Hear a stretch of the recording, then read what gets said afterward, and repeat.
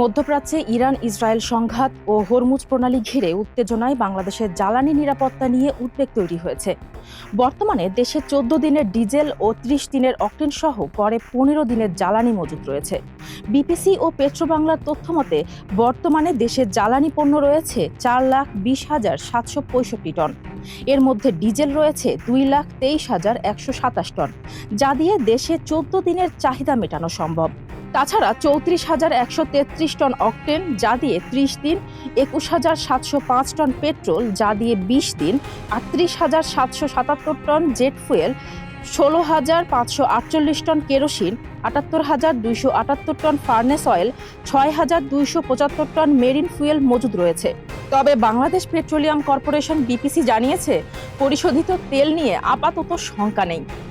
এসব তেল সিঙ্গাপুর ও মালয়েশিয়া থেকে আসায় ঝুঁকি কম। বিপিসির পরিচালক ডক্টর AKM আজাদুর রহমান বলেন, হরমুজ প্রণালী বন্ধের কারণে আমাদের পরিশোধিত জ্বালানি তেলের জন্য সমস্যায় পড়তে হবে না, কারণ আমাদের পরিশোধিত জ্বালানির বেশিরভাগ আমদানিই হয় সিঙ্গাপুর, চায়না, মালয়েশিয়া ও ইন্দোনেশিয়া থেকে। পরিশোধিত তেল নিয়ে শঙ্কা কম থাকলেও ক্রুড অয়েল বা অপরিশোধিত তেল এবং এলএনজি আমদানিতে বড় সংকটের সম্ভাবনা রয়েছে।